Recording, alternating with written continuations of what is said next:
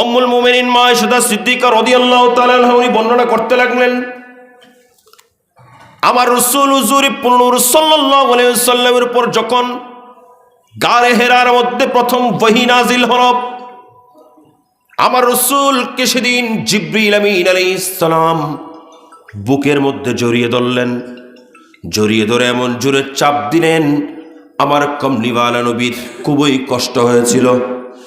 ছেড়ে দিয়েছেন, বললেন ইকরা, আপনি পড়ুন। আমার রাসূল বলেন মা আনা বেকারি, আমি পাঠক নই, অর্থাৎ আমি এটা পড়তে পারি না। তার মানে হলো আমার রাসূল জানে না, সেজন্য পড়তে পারে না নয়। আমার আপনার দেশের মধ্যে এমন কিছু গুস্তাখ রাসূল আছেন যারা বলেন রাসূল জানে না সেজন্য পড়বে না বলেছেন। আসলে নয়, আমার রাসূল কি বলেছেন? আমার রাসূল বলেন আমি পাঠক নই, অর্থাৎ আমি তোমার ছাত্র নই। কথা বলেন না, আমি তোমার ছাত্র নই, তুমি আমাকে কেমনে পড়াবা? দ্বিতীয়বার বলেছেন, আবারও বললেন একই কথা। তৃতীয়বারের মধ্যে জিবরিল আমিন বলেন ইকরা বিসমি রাব্বিকাল্লাযী খলাক, আপনি পড়ুন সেই রবের নামে যিনি আপনি রাসূলকে সৃষ্টি করেছেন। আর বড় করে বলেন। যখন এই কথা বলেছেন আমার রাসূল পড়া শুরু করে দিয়েছেন। সেদিন আমার রাসূলের পর যে আয়াত নাজিল হলো এগুলো নিয়ে ওহী নিয়ে আমার রাসূল ঘরে আসলেন। মা খাদিজাতুল কুবরা, সকলে বলুন রাদিয়াল্লাহু তাআলা আনহা, তিনি সেই মহিয়সী নারী। আমার রাসূল বলছেন দুনিয়ার মধ্যে আমি দুইজনের ইহসান শোধ করতে পারি নাই, দুজনের ইহসান আমি রাসূলের কাছে আছে। এই দুইজনের ইহসানের বদলা দিয়ে আল্লাহ জাল্লা শানু কিয়ামতের ময়দানে আমার অসংখ্য গুনাহগার উম্মতকে মাফ করে দেবেন। দুইজনের ইহসান আমি বদলা দিই নাই, বাকিগুলোর বদলা দিয়ে দিয়েছে। একজন আবু বকর সিদ্দিক, আরেকজন হলেন খাদিজাতুল কুবরা, সকলে বলুন রাদিয়াল্লাহু তাআলা আনহা। হযরতে খাদিজাতুল কুবরা রাদিয়াল্লাহু তাআলা আনহা বলতে লাগলেন, আমার রাসূল হুজুরে পুরনূর যখন আমার ঘরের মধ্যে আসলেন, আমার রাসূলকে পেরেশান হালত, আমার রাসূলের চেহারার মধ্যে গমগিনি। আমি আমার রাসূলকে বসালাম। আমার রাসূল বলেন জাম্মিলুনি, আমাকে তুমি চাদর মুড়িয়ে দাও, আমাকে চাদর মুড়িয়ে দাও, আমাকে চাদর মুড়িয়ে দাও, আমাকে চাদর মুড়িয়ে দাও।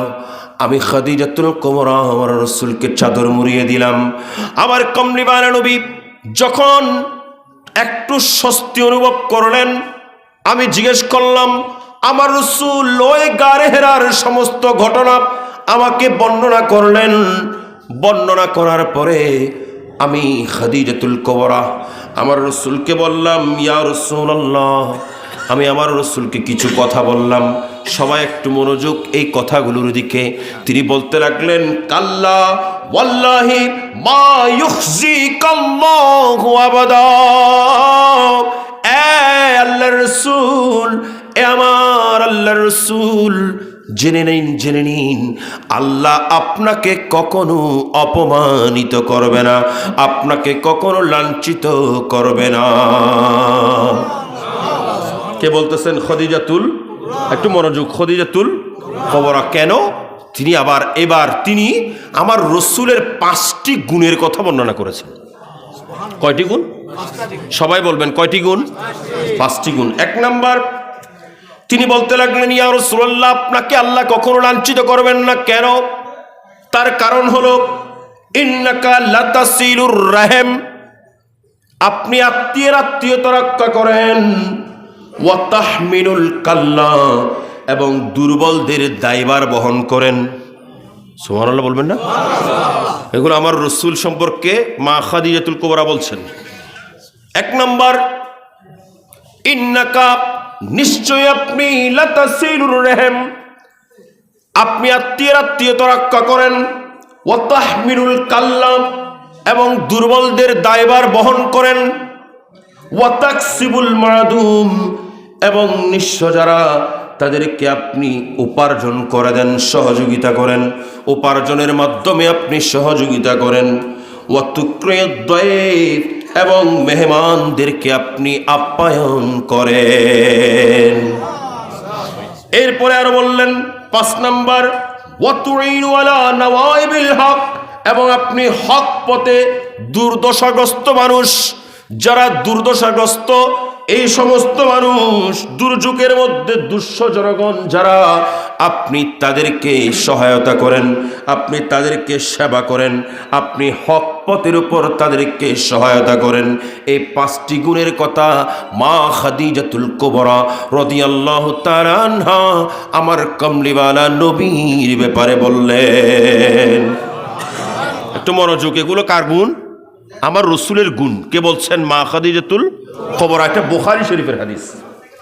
এখন আমার রসুলের রঙে যিনি রঙিন, ইনার নাম সবাই বলেন হযরতে আবু বকর সিদ্দিক, যিনি আমার রসুলের সঙ্গে সবসময় ছায়ার মতো রেখে থাকতেন।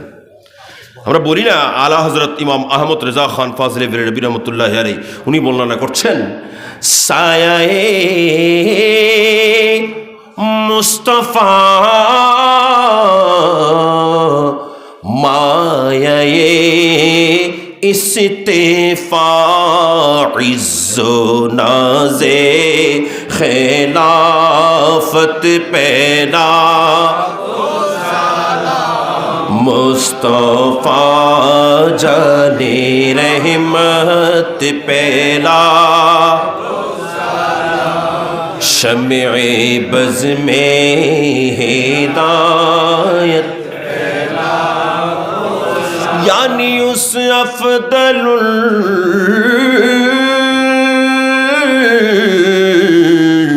खल्के बअदर रसूल सानी इसने हिजरत पहला को सलाम मुस्तफा को सलाम शम्ए बज़ में।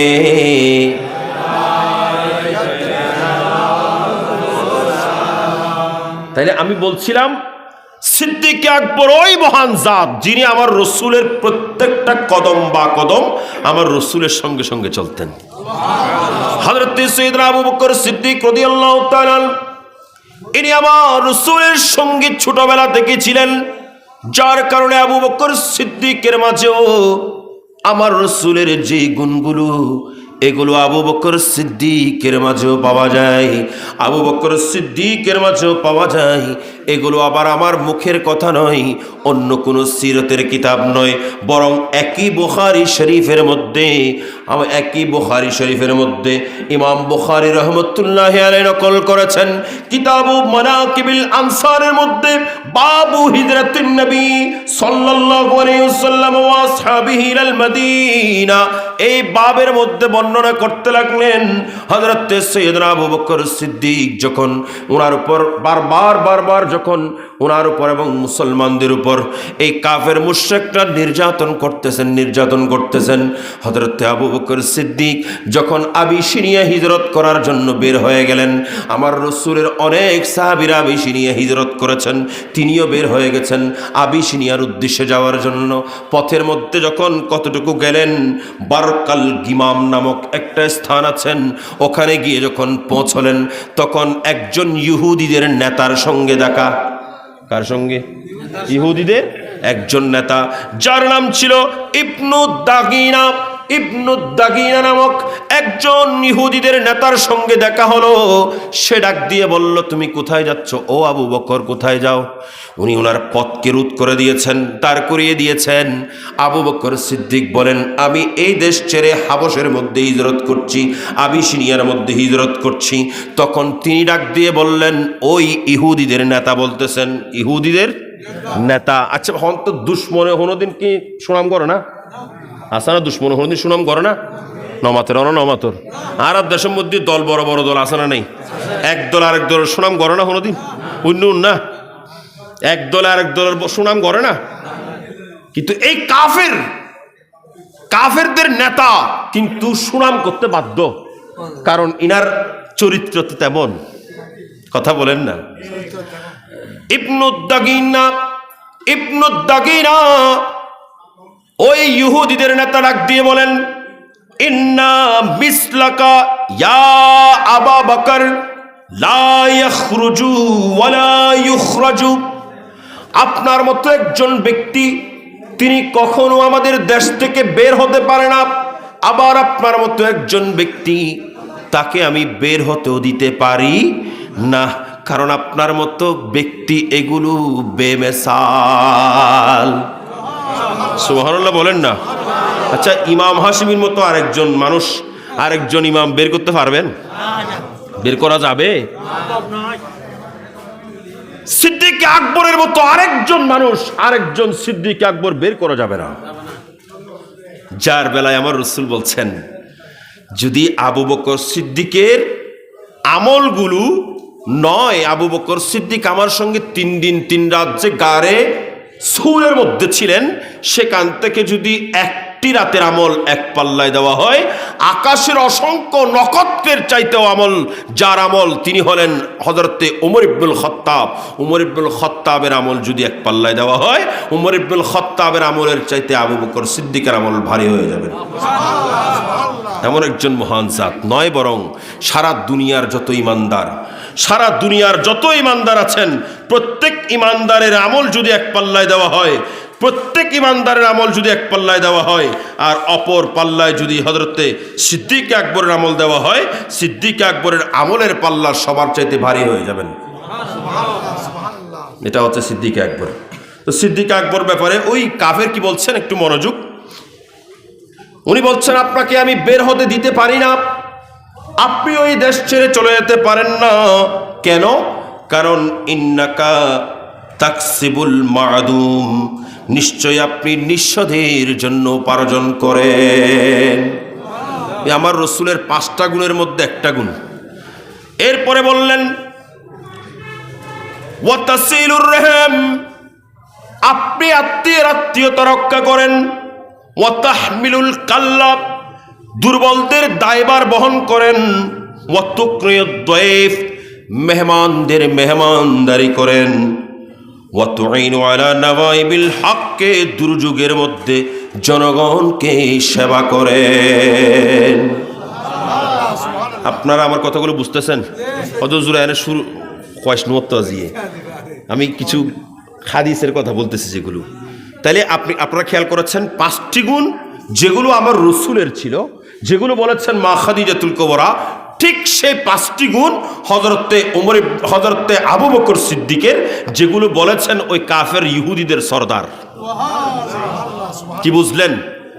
আমার রাসূলের গুণে যিনি গুণান্বিত, ইনি হলেন আবু বকর সিদ্দিক। সুবহানাল্লাহ, আর বড় করে হন। এবার আসুন, আমরা যেই মহান জাতের মাজারে বসে আছি, সুবহানাল্লাহ হবে এনে শুনতো ওরা, এনে শুন না না খনাইনি দে महबूब की महफिल को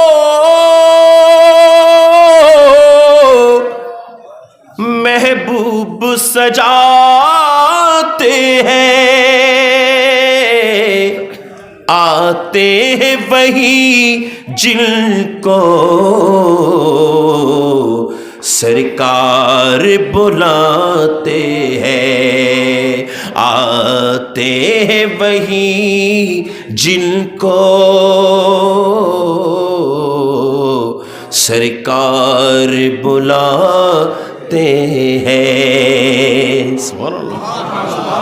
মেহবুবের মাহফিলের মধ্যে আপনি এমনি আসেন নাই, আপনাকে মাহবুব ডেকে এনেছেন। তো যিনি ডেকে এনেছেন ওনার কথা যদি বলি, যে 5টি গুণ আমার রাসূলের ছিল, যে 5টি গুণের মালিক আমার রাসূল ছিলেন, সেই 5টি গুণের হুবহু মালিক আল্লাহ বানিয়েছেন আবু বকর সিদ্দিককে। যিনি সেভাবে করে নিজের জীবনকে অতিবাহিত করেছেন যাতে ওই 5টি গুণ ওনার মধ্যে পাওয়া যায়। এরপরে সিদ্দিক আকবরের এই উরসে পাক আমাদেরকে উপহার দিয়ে যে মহান জাত আজকে মাজারে পাকের মধ্যে শুয়ে আছেন, আমাদেরকে ওখান থেকে বসে বসে দোয়া করছেন, সে মহান জাতের জীবনী যদি দেখেন, দেখবেন সিদ্দিক আকবর রাদিয়াল্লাহু তাআলা আনহুর সমপরিমাণ তো হবেন না, কিন্তু সিদ্দিক আকবরের অনুসরণ করেছেন। কারণ আমার রাসূল বলছেন আমার সাহাবীকে তোমরা অনুসরণ করো। আসহাবী কান নুজুম বিআইহিম ইক্তাদাইতুম ইহতাদাইতুম। তোমরা যদি সরল সঠিক পথের মধ্যে থাকতে চাও তাহলে আমার সাহাবীদেরকে তোমরা অনুসরণ করো। ইমাম আহলে সুন্নাত ওই হাদিসের অনুসরণ করেছেন। ইমাম আহলে সুন্নাত ওই হাদিসের অনুসরণ করেছেন।